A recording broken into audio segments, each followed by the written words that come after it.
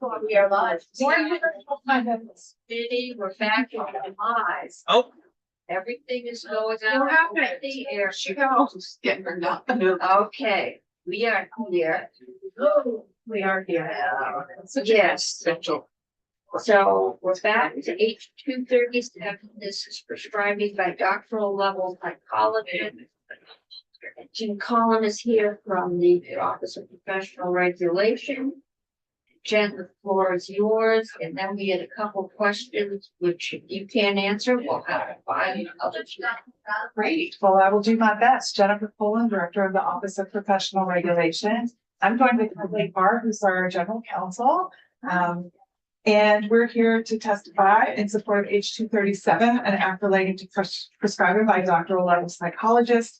And also to talk a little bit about the fee that would be involved in this credential. So OPR did a sunrise review of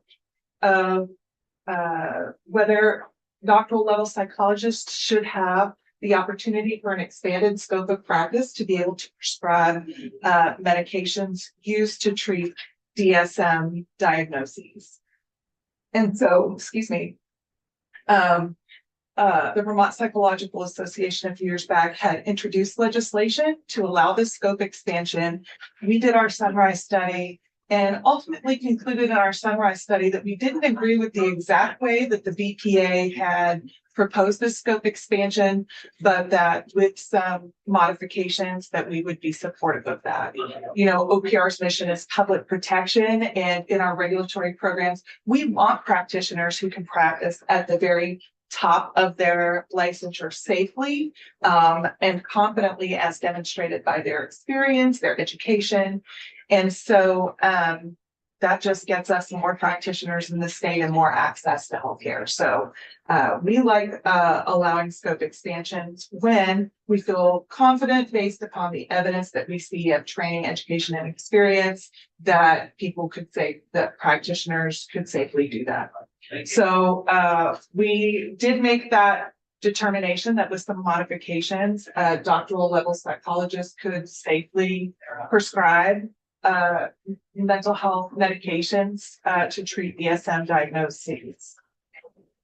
And some of the features of H 237 that that kind of provide this assurance of competency and kind of place I don't want to say guardrails, that's the wrong word, but kind of place supports around this expansion of scope is that there's a collaborating practitioner who is a licensed osteopath or physician who specializes in psychiatry that would have to be a collaborator with the psychologist, doctoral level psychologist. There would be advanced training and education that the doctoral level psychologist would have to complete to get the specialty, and they would have to participate in a clinical rotation in different settings. The clinical rotation would be not less than 14 months, and there would be 5 different practice settings that they would do that rotation in. And so with those kind of supports around this scope expansion, OPR does support it. And this would be offered through a specialty credential at the Office of Professional Regulation on top of the license for the doctoral level psychologists.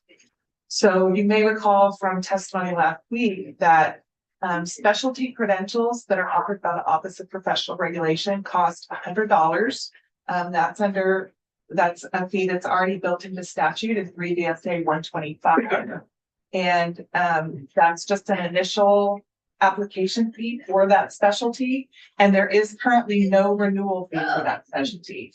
So it would be a one-time $100 fee for these folks. They would have to renew the specialty, but there's no fee associated with that renewal at this time. There's a renewal fee on their psychology license. Correct. Okay, so this would just be in there. But not on the specialty. Okay. That's right. Not at this time. I'm going to keep saying that, not at this time. So that doesn't stop Secretary of the Senate from seeing into the future, the potential for future things. Senator Brock, you had a question, Yes, and I'm trying to find the wording on my bill. and there is a spot on the bill that lists age limits for the practice. And Yeah. it indicates that they not deal with juveniles or persons under 80 or people who are pregnant. You understand the juvenile, I can understand pregnancy is a medical issue, but where did the over 80 come from? Yeah, my understanding is that these kind of criteria are criteria that you have in other states where this is offered. Mhm. And when you're looking at folks in all of these categories under 18, over 80 or pregnant, I think the concern is just sure what the right medical term, co-occurring conditions, Mhm. other conditions, medical conditions and medications that the folks may be on, for folks over 80 or potential complications Mhm. that could arise. So I think it's just Is trying. there any evidence supporting this? It seems like in many ways it's kind of an arbitrary number, because there are people who are over 60 who have all kinds of medical conditions, and there are people who are over 90 who don't. Typically over 80. But why just we're concerned on professional regulation, we're concerned about issues such as we see about judges. Judges have to retire at age 70. Why? Mhm. And we've been attacking those kinds of things. So where did this over 80 come from? Is there any evidence to support the justification for it?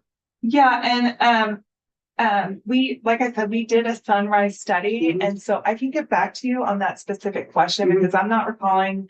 I'm sure that issue was looked at, and I'm sure Yeah, I that's mean, if something there's some basis, a logical basis based on evidence, I can understand it.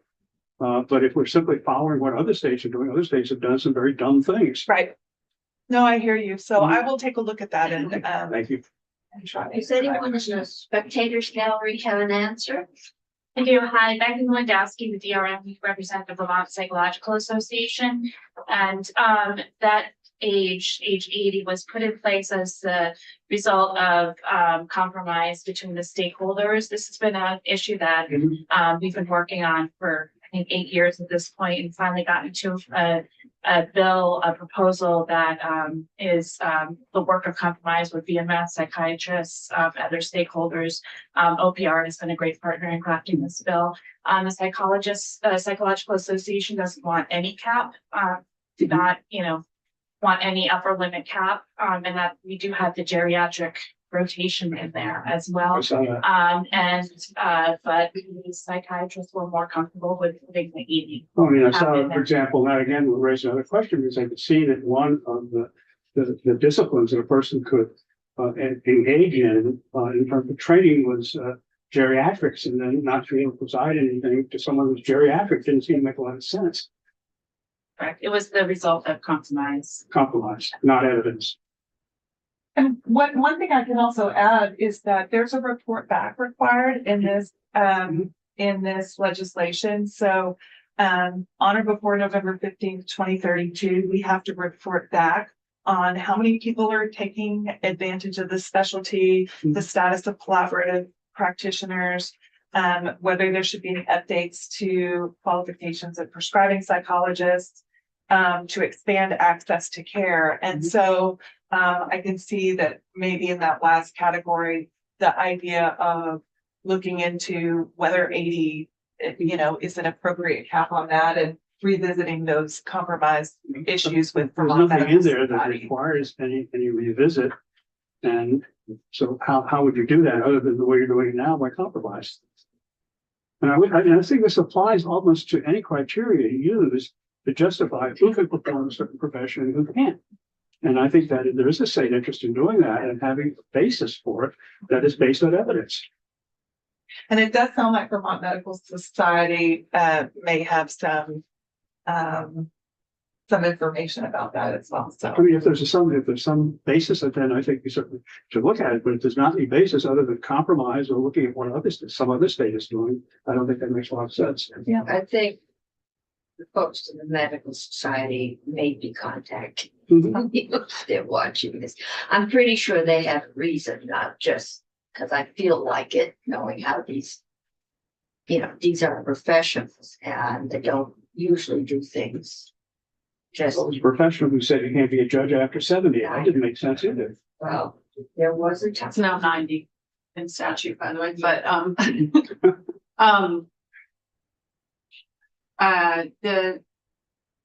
so I just want to make sure I understand your concern in terms of, would you prefer to see no age in there or a different age in there? Or would you I would prefer see no criteria? age, or if there's a basis for an age, having some evidence to support how the basis was arrived at, as opposed to, quote, a I compromise see, okay, or an arbitrary decision. that's what one. Do you want, you're. Because it limits the I don't wanna- practice of an No, individual for it. relative to the profession that he or she is in. Okay, Yeah, I mean, I hear you in terms of sort of having an arbitrary, so I'm wondering, yeah, did you suggest, I heard somebody the suggest a medical report society back. would be. There is, Well, the medical society just texted me, just so you know. And I think that they have a very different perspective on this, and I know that there was a compromise, and so. Yeah. I'm wondering if like having, because this wouldn't go into effect until 2029, is that correct? There's still time to work out this little issue, because this is relatively speaking, this is small compared to the rest of it. We could ask for, a report back with recommendations for how to deal with age restrictions for senior citizens or geriatric, however, if nobody's disputing the pediatrics thing, so it's just the Well, upper that end. in terms of an age of a juvenile. Or I can if, understand like, the reason people for it, with- but again, there could be qualifications there in terms of parental approval. We will start by asking the medical society, whoever represents the psychiatric profession, to come in and talk to us about their reservations. The psychological. Yeah, Yeah. well, no, it's the psychiatrist that thought that this was a compromise with. Well, I mean, I think if we're gonna ask one, then we should have both of them, but We'll have both of them. Okay. is that, Sandra? Well, we did pick a lot of testimony in health and welfare, and there's a lot of information on the page.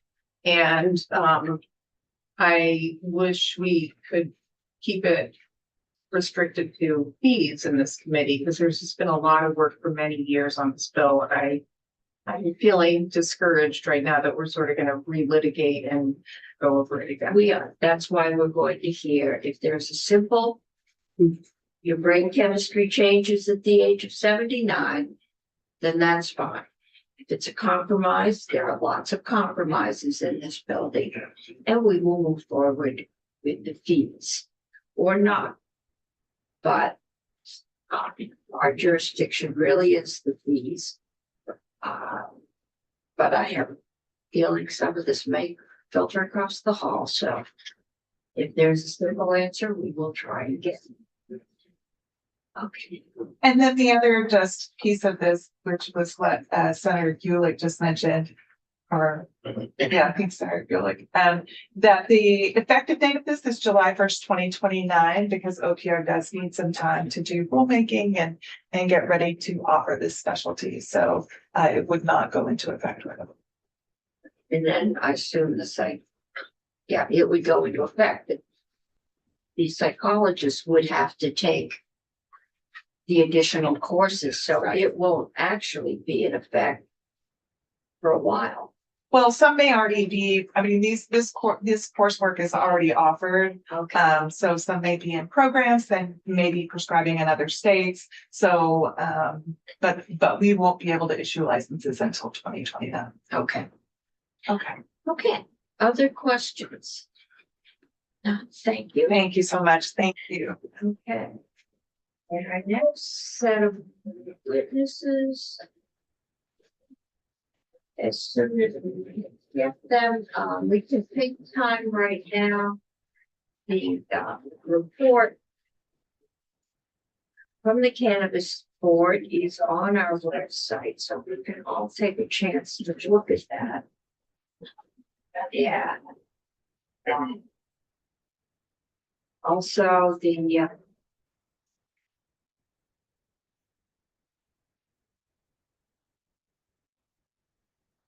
and I suppose we can go